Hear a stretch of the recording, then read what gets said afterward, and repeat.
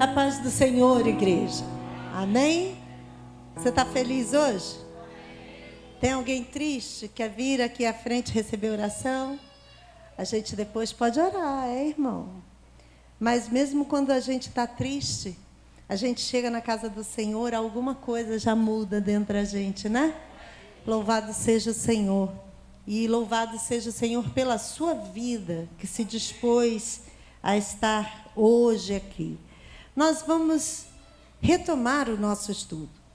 E nós estamos falando agora sobre a saída do povo, sobre Josias, que estava preparando a celebração da Páscoa.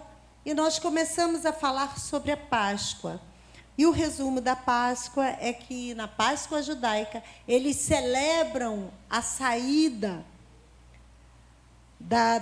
do Egito, a sua libertação da escravidão. E nós chegamos no ponto de saber como é que os judeus celebram a Páscoa hoje.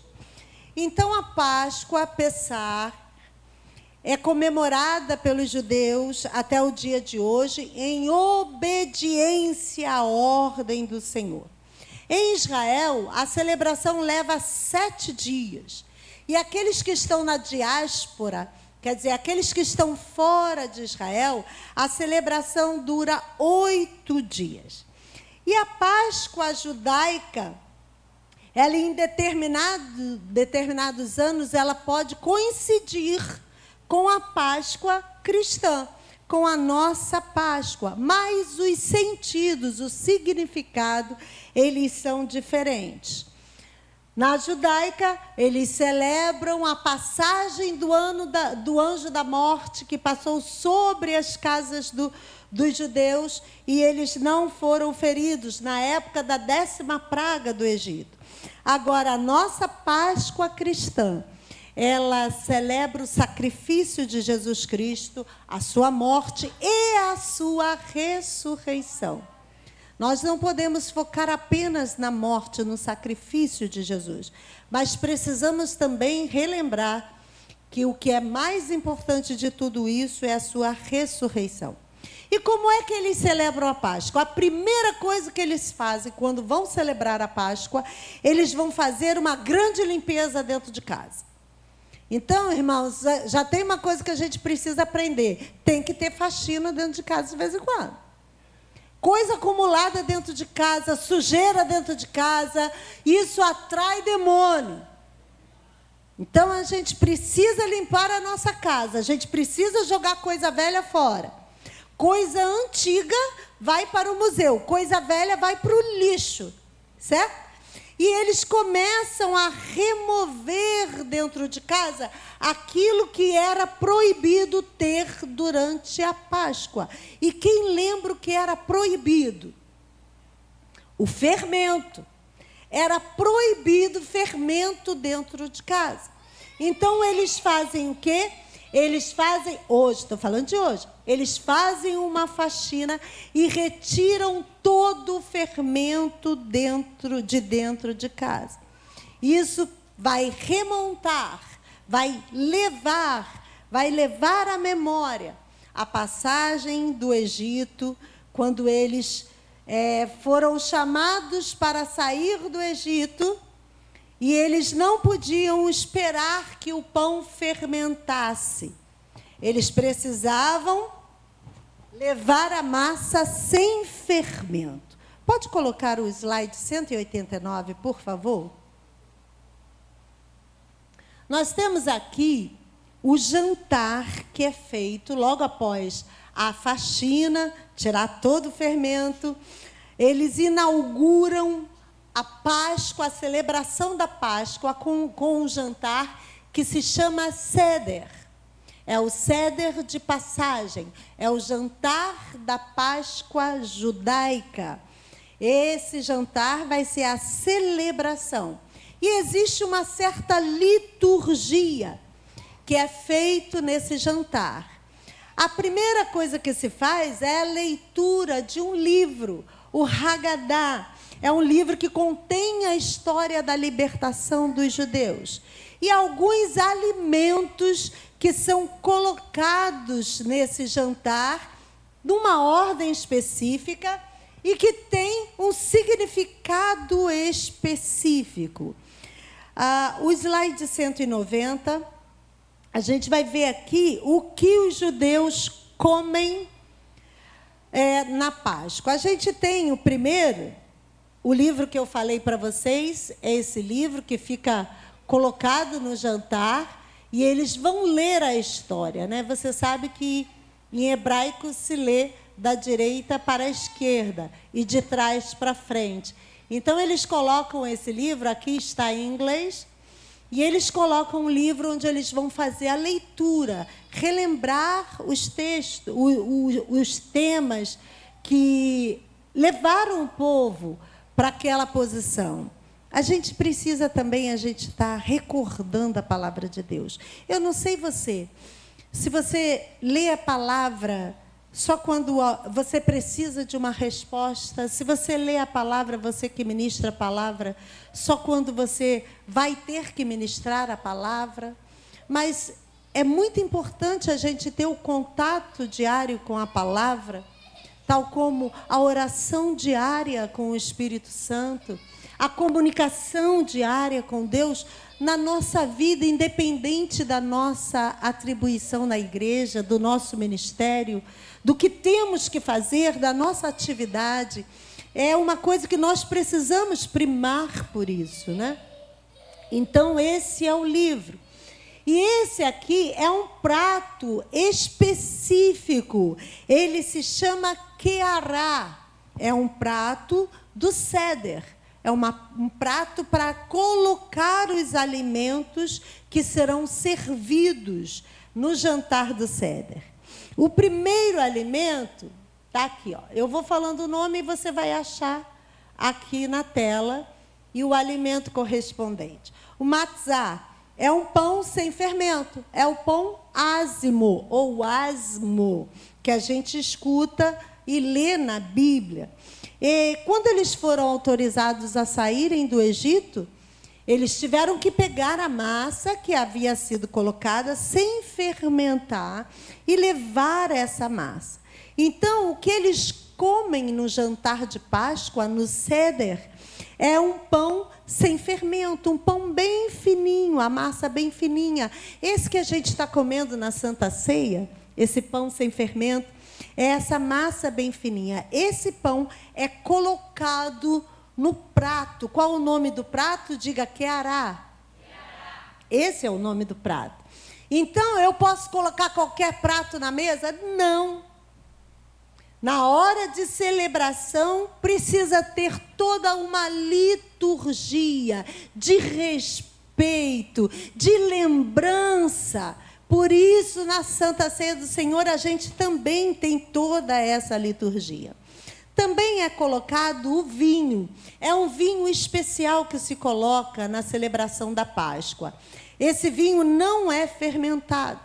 E são colocadas 4 taças de vinho junto ao prato, que correspondem às 4 promessas de redenção de Deus. Quais são as 4 promessas? Abra sua Bíblia no livro de Êxodo. Êxodo, capítulo 6.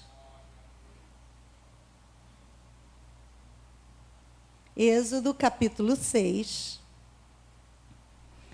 Os versículos 6 e 7, quando Deus estava dando as instruções para a saída daquele povo. Êxodo 6, 6 e 7. Portanto, dize aos filhos de Israel: eu sou o Senhor, e vos tirarei de debaixo das cargas dos egípcios, vos livrarei da sua servidão e vos resgatarei com braço estendido e com juízos grandes. Eu vos tomarei por meu povo e serei vosso Deus, e sabereis que eu sou o Senhor vosso Deus, que vos tiro de debaixo das cargas dos egípcios. Vamos identificar as promessas aí. Primeira promessa: vos tirarei de debaixo das cargas dos egípcios. Essa foi a promessa de Deus, de que libertaria os israelitas da escravidão física no Egito. Primeira promessa. A segunda promessa: vos livrarei da sua servidão. Deus promete livrar o povo de Israel da opressão do trabalho físico, do trabalho forçado, daquele trabalho de escravo. A terceira promessa: vos resgatarei com braço estendido e com juízos grandes. Indica a redenção do Senhor com poder e com justiça divina. Foi através dos milagres, das pragas que foram impostas ao Egito. Foi a promessa do Senhor. E a quarta promessa: vos tomarei por meu povo. Deus estabelece, então, uma relação especial de aliança com aquele povo, aceitando agora Israel como seu povo e se dando a Israel como seu Deus. Então, quando eles sentam à mesa com Queará, já com todos os alimentos, as 4 taças estão ali. E eles pegam a cada uma daquela taça, relembram a promessa que Deus deu e cumpriu. E fazem a celebração com aquele vinho sem fermentação. Isso reforça a fé daquele povo, né, irmãos? Um povo que sofre tanto, é perseguido, desde de seu nascimento, aquele povo perseguido. E eles se relembram que Deus é o Deus que libertou não só no passado, mas é o Deus que liberta também agora. Aleluia. O outro alimento é o Zeroá. Vamos achar ele. Cadê aquela? Deixa aquela imagenzinha. Cadê ele? Está aqui. Ó. Esse daqui é um pedaço de osso tostado. Irmã, você ia ficar zangado se botasse osso no seu prato ao invés da carne, né? Mas esses alimentos, eles são para celebração e não para só degustação. Eles têm a importância. Ele aqui vai simbolizar o Cordeiro Pascual. Você lembra quando Deus disse assim: olha, você vai comer do cordeiro, se for um cordeiro grande demais, você chama os seus vizinhos, e não pode sobrar nada. Você precisa comer tudo. Por isso que é colocado o osso, mostrando o sacrifício do cordeiro e que eles se alimentaram disso. O outro elemento é o maror. Aqui embaixo, ó. Esse alimento são raízes amargas que são colocadas no prato, mergulhadas em água salgada para ser comido. Isso simboliza a amargura do tempo de escravidão. Simboliza o tempo de choro. Irmãos, a gente precisa lembrar do nosso tempo de choro. Porque tem gente que se esquece do tempo de choro, o livramento que o Senhor deu do tempo de choro e na posição que está agora. Tiago falou uma coisa interessante. Hoje estamos vivendo o que plantamos no passado, o que oramos no passado. Nós não devemos viver presos no passado, mas devemos lembrar do que Deus fez conosco no passado. Para quê? Para deixar de ser crente resmungão. Ah, porque eu não tenho. Ah, porque eu não vou. Ah, porque eu não... E o que Deus fez com você? Isso aqui era o simbolismo. Você vai comer a raiz amarga. Lembrar do tempo que você era escravo. Mas Deus te libertou. O cálice das promessas estão na mesa. Aleluia. Molhado ainda, raiz amarga molhada em água salgada. Para lembrar do choro. Do quanto você chorou, mas que o Senhor enxugou suas lágrimas.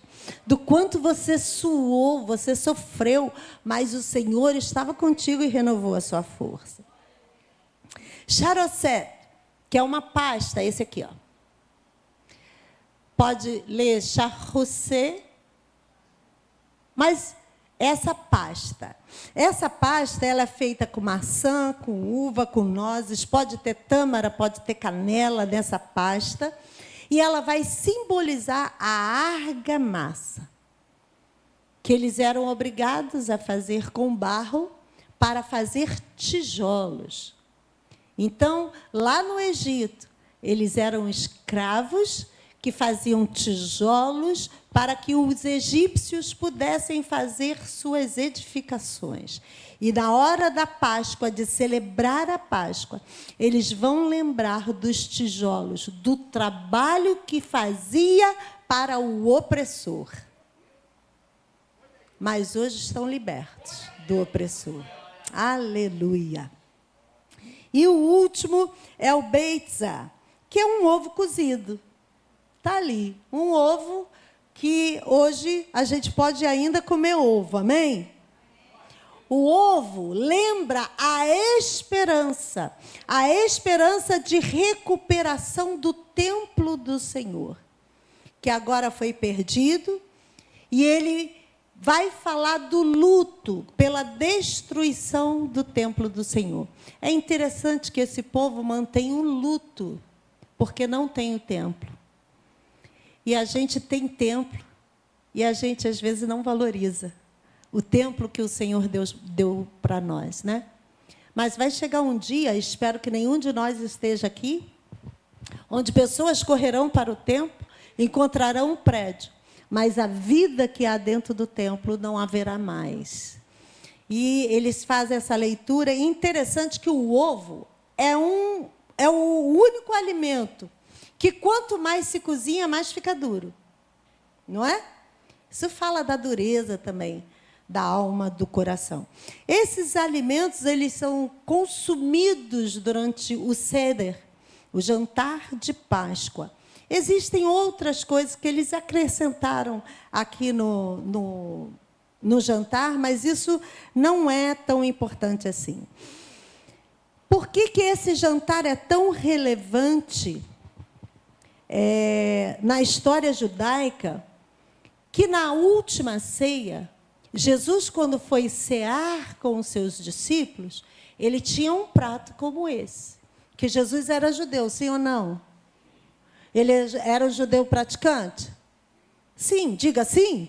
Era sim, ele era um judeu praticante, ele cumpria a lei. Então, quando ele disse para os seus discípulos, vai lá e prepara a Páscoa, o Senhor Jesus estava aguardando que eles preparassem todos os elementos para a Páscoa.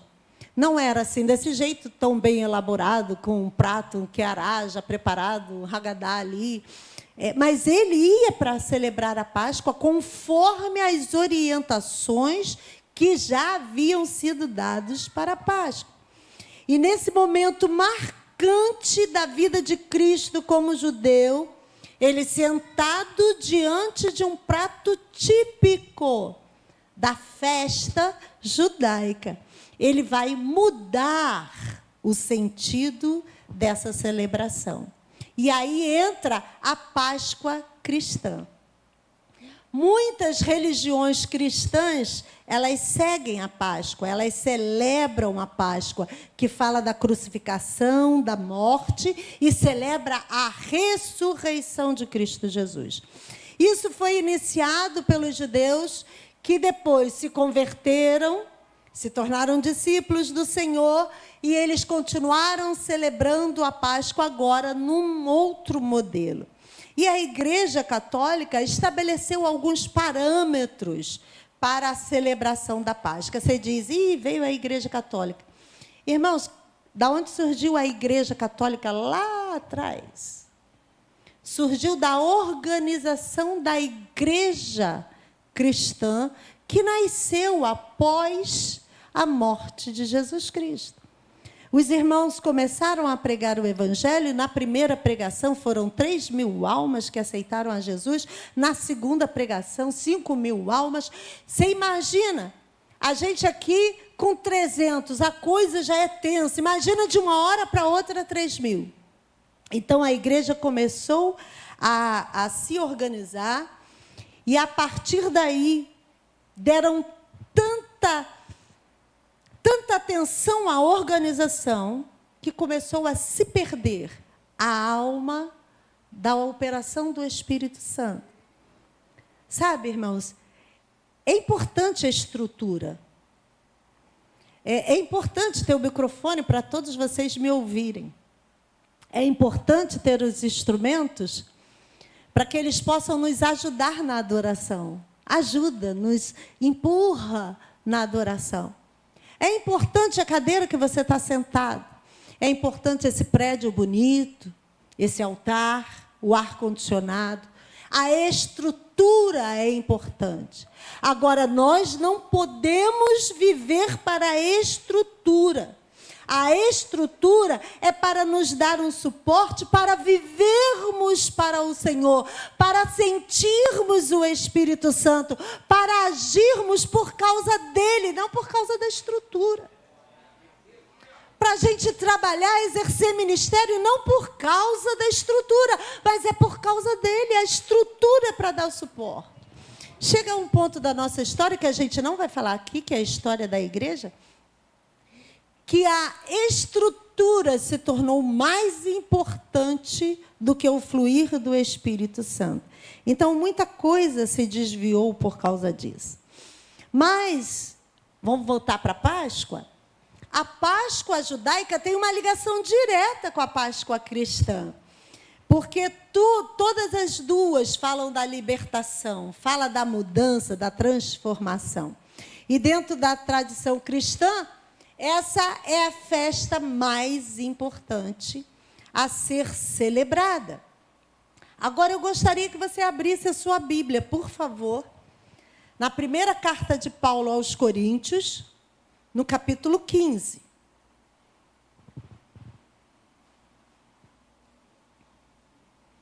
Porque essa é a celebração mais importante, ela precisa evidenciar sempre o centro dessa importância, que é o quê? A ressurreição. Olha só o que está no versículo 14 do capítulo 15 de 1 Coríntios.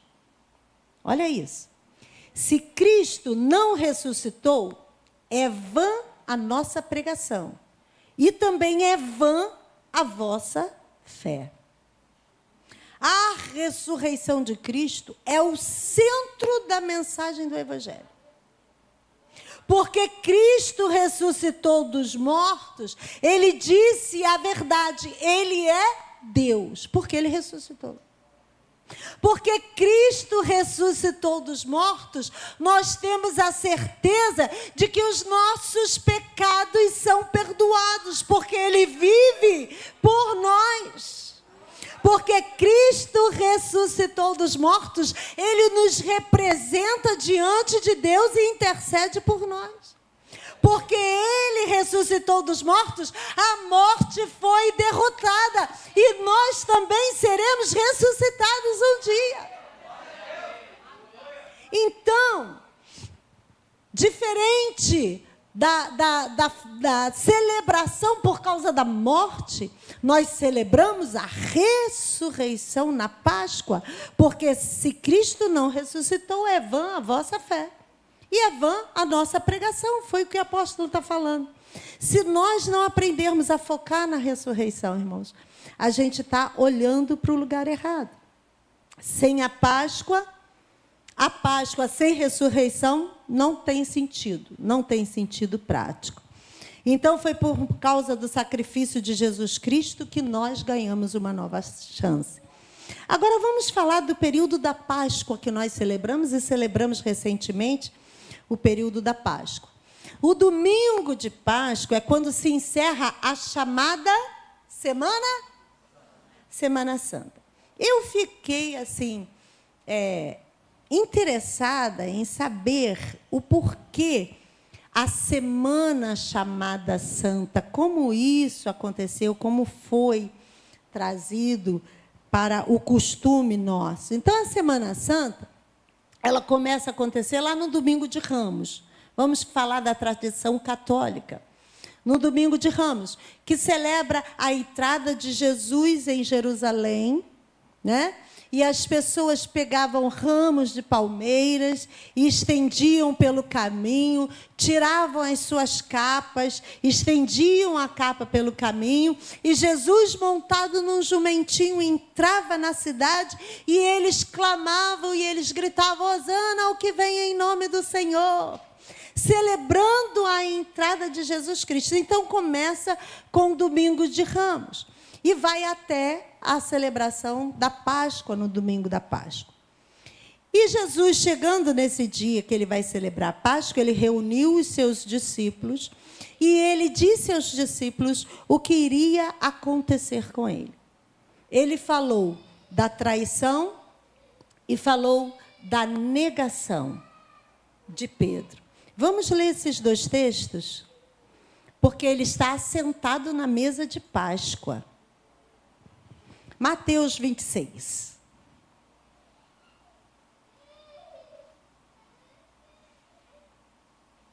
Mateus 26, versículos 17 a 25. Depois você deixa Mateus aí marcadinho, que a gente vai voltar aí em Mateus. Então, vamos ler esse texto. E no primeiro dia da festa dos pães asmos, a festa dos pães asmos acontece dentro da Páscoa, tá? Chegaram os discípulos juntos de Jesus, dizendo: onde queres que preparemos a comida da Páscoa? E ele disse: ide à cidade, a um certo homem, e dizei-lhe: o mestre diz, o meu tempo está próximo, em tua casa celebrarei a Páscoa com os meus discípulos. E os discípulos fizeram como Jesus lhes ordenara e prepararam a Páscoa. E chegada a tarde, assentou-se à mesa com os 12. Enquanto eles comiam, disse: na verdade vos digo que um de vós me há de trair. E eles, entristecendo-se muito, começaram um por um a dizer-lhe: porventura sou eu, Senhor? E ele respondendo disse: o que mete comigo a mão no prato, esse me há de trair. Em verdade, o Filho do Homem vai, como acerca dele está escrito, mas ai daquele homem por quem o Filho do Homem é traído. Bom seria para esse homem se não houvera nascido. E respondendo Judas, que o traía, disse: porventura sou eu, Rabi? Ele disse: tu disseste. Deixa marcado e agora segue comigo até João, capítulo 13. João, capítulo 13, versículos 21 a 30. João 13, 21 a 30. Tendo Jesus dito isso, turbou-se em espírito e afirmou, dizendo: na verdade vos digo que um de vós me há de trair. Então os discípulos olhavam uns para os outros sem saberem de quem ele falava. Ora, um de seus discípulos, aquele a quem Jesus amava, estava reclinado no seio de Jesus. Então Simão Pedro fez sinal a este para que perguntasse quem era aquele de quem ele falava. E inclinando-se ele sobre o peito de Jesus, disse-lhe: Senhor, quem é? Jesus respondeu: aquele a quem eu der um bocado molhado. Porque isso era um costume, tá, irmãos? Para o convidado de honra, o chefe da mesa molhava um bocado no vinho e entregava a essa pessoa. E molhando o bocado, deu a Judas Iscariotes, filho de Simão. E após o bocado, entrou nele Satanás. Disse, pois, Jesus: o que fazes, faze-o depressa. E nenhum dos que estavam assentados à mesa compreendeu a que propósito lhe dissera isso. Porque, como Judas tinha a bolsa, pensavam alguns que Jesus lhe tinha dito: compra o que nos é necessário para a festa, ou que desse alguma coisa aos pobres. E tendo Judas tomado o bocado, saiu logo, e era já noite. Então, Jesus com seus discípulos falou que alguém iria traí-lo. E é interessante que João conta um detalhe que os outros evangelistas não contam, que Jesus deu esse bocado e falou para ele: o que você tem que fazer, faz logo agora. Porque Jesus começou a revelar após isso algumas coisas aos seus discípulos que ele ainda não tinha revelado. Foram várias coisas que Jesus conversou com seus discípulos ali naquele jantar. E Judas, que o traiu, aquele que negou a Jesus e que procurou vantagens para estar contra Jesus, ele não teve o privilégio de participar daquela ceia e de conhecer outras verdades que o Senhor contou só para os seus fiéis. Você consegue fazer uma relação disso? Vamos voltar para Mateus. A outra situação grave que Jesus falou naquele momento, Mateus 26, versículos 69 a 75. O Senhor falou que Pedro iria negá-lo e a gente vai ver agora a negação de Pedro. Ora, Pedro estava sentado fora no pátio e, aproximando-se dele, uma criada disse: Tu também estavas com Jesus, o Galileu. Mas ele negou diante de todos, dizendo: Não sei o que dizes. E saindo para o vestíbulo, outra criada o viu e disse aos que ali estavam: Este também estava com Jesus, o Nazareno. E ele negou outra vez com juramento: Não conheço tal homem. E logo depois, aproximando-se os que ali estavam, disseram a Pedro: Verdadeiramente também tu és deles, pois a tua fala te denuncia.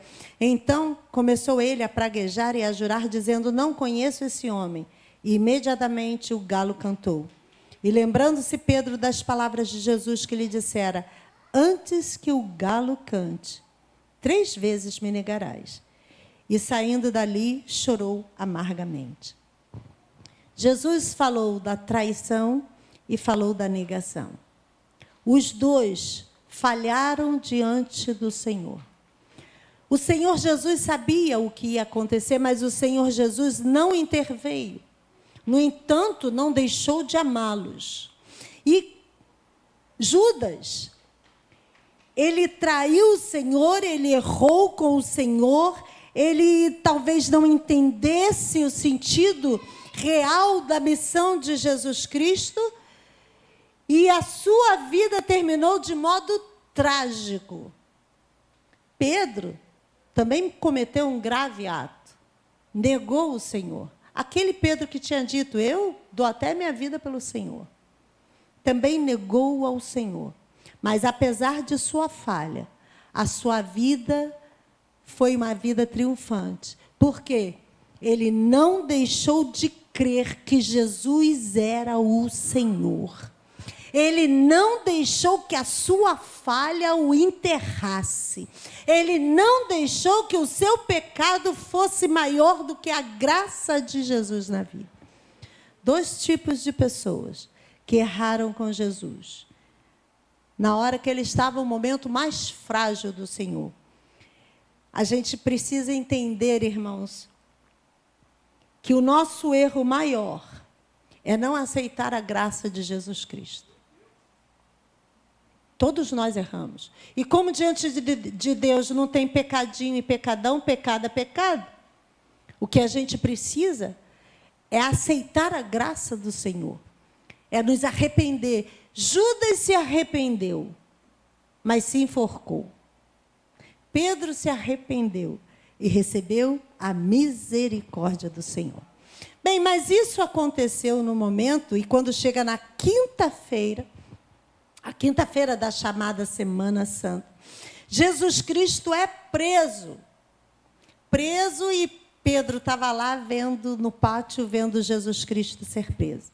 E no dia seguinte, ele foi açoitado e foi condenado.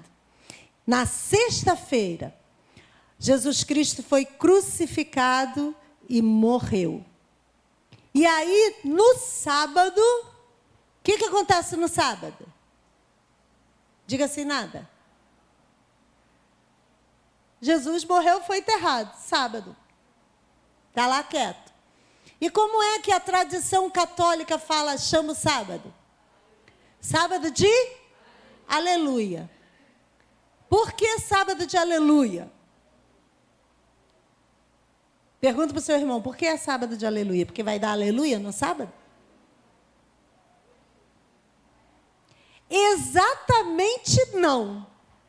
É porque esse sábado, não pode dar aleluia.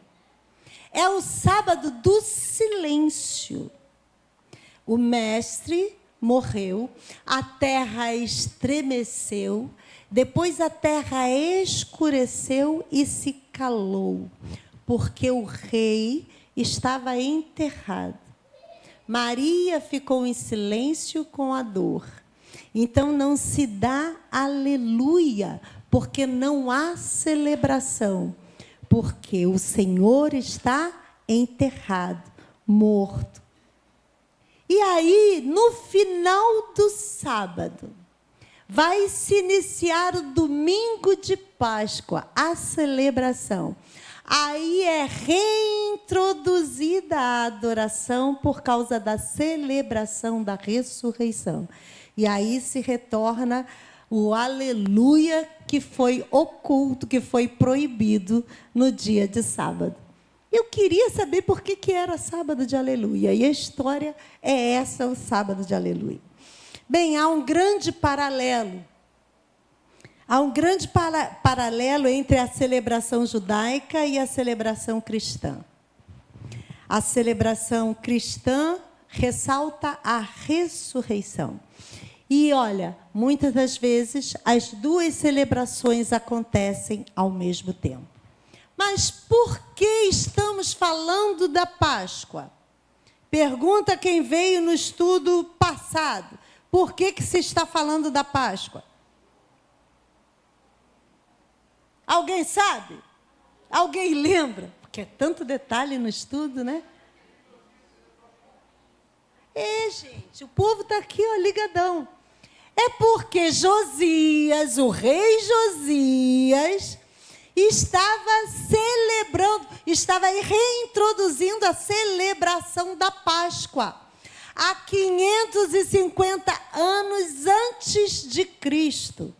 Eles já estavam profetizando Cristo morto, mas ressuscitado. Aleluia. E para encerrar hoje o estudo, nós vamos ler esse texto da celebração da Páscoa por Josias. Abra sua Bíblia no segundo livro das Crônicas dos Reis, capítulo 35. Quando achar, diga achei. Tem gente ainda desfolhando.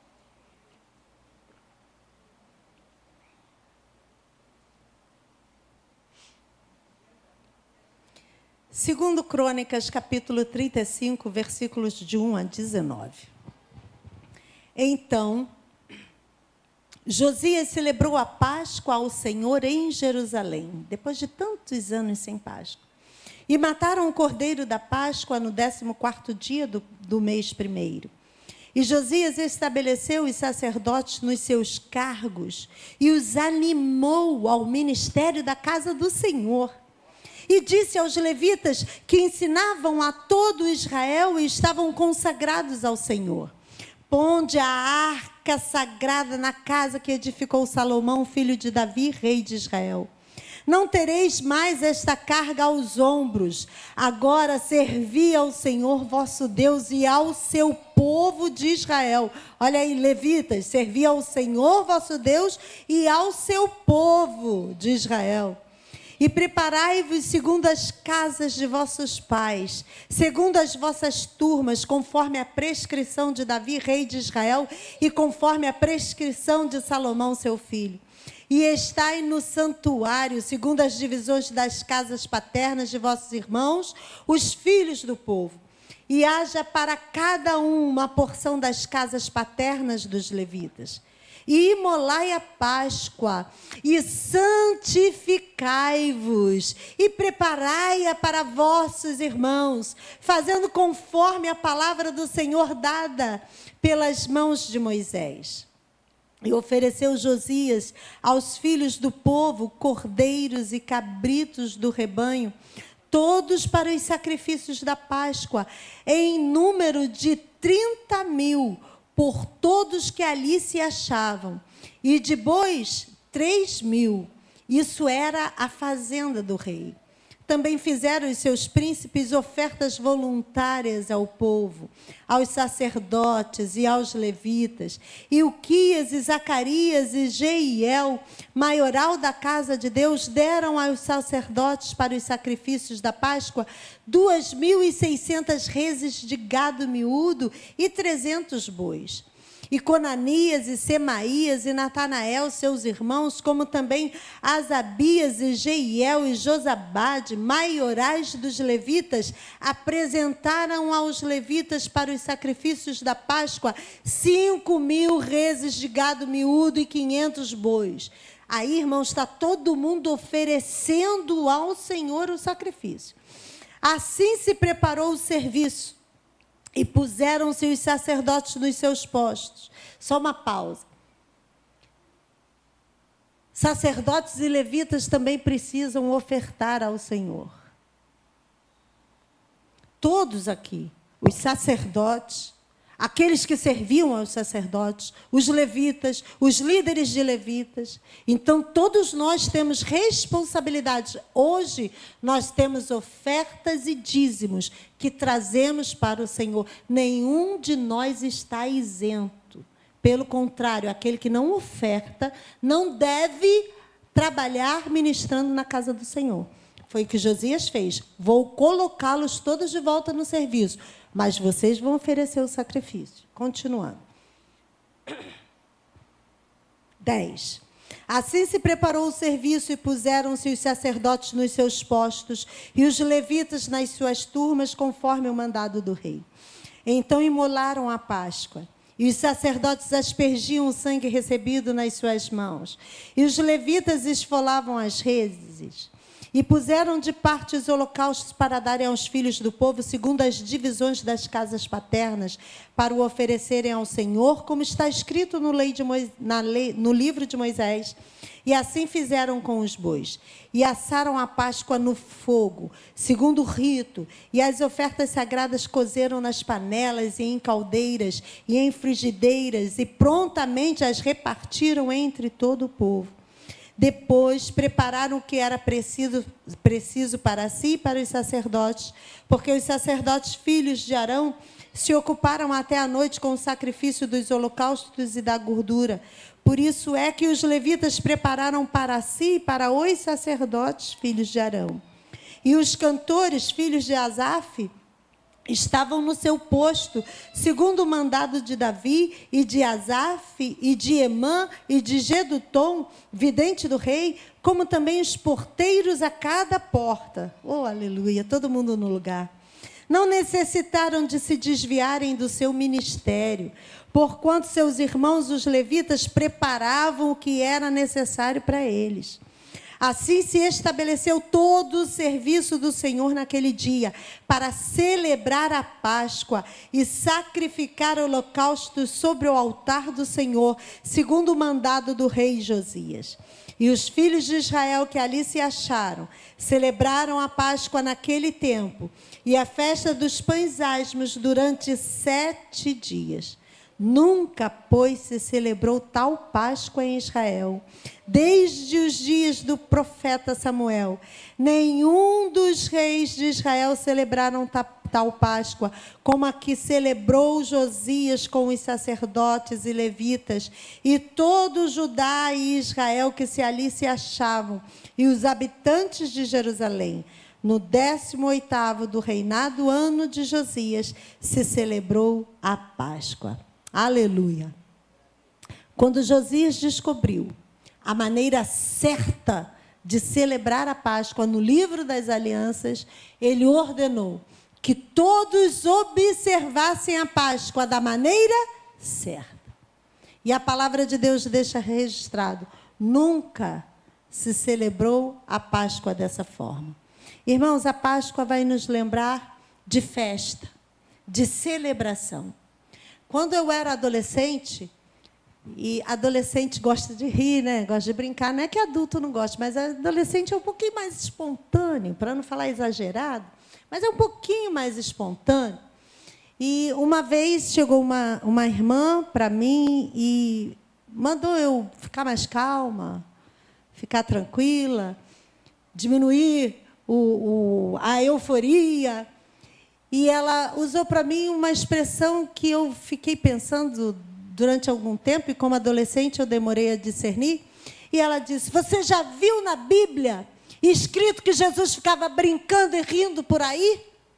Na Bíblia está escrito que Jesus chorou. Eu fiquei assim meio depressiva, que eu gostava de rir. Mas, irmãos, a gente começa a entender, a ler a palavra de Deus, e a gente vê que o Senhor manda a gente celebrar. E como é que se celebra? Celebração fala de movimento, fala de vida, fala de alegria, fala de sorriso. A nossa Páscoa, que manda a gente celebrar a ressurreição. Como é que celebra a ressurreição? Ah, que bom, Jesus ressuscitou. Não é assim. A gente precisa entender que o nosso Deus é um Deus de alegria. Ele enche a nossa vida de graça e de alegria. E eu vou chamar a sua memória, trazer a sua lembrança, a palavra da igreja Levantai. É uma igreja de gente feliz, porque não tem um Cristo morto, tem um Cristo vivo, que vive e reina para todo sempre. Essa é a celebração da nossa Páscoa. Então, o nosso Deus é um Deus de festa. Fala para o seu irmão: seu Deus é Deus de festa. Então, para de ficar de baixo astral. Celebre ao Senhor Jesus. Amém? Vamos aplaudir ao Senhor, que a alegria do Senhor encha o seu coração. Aleluia.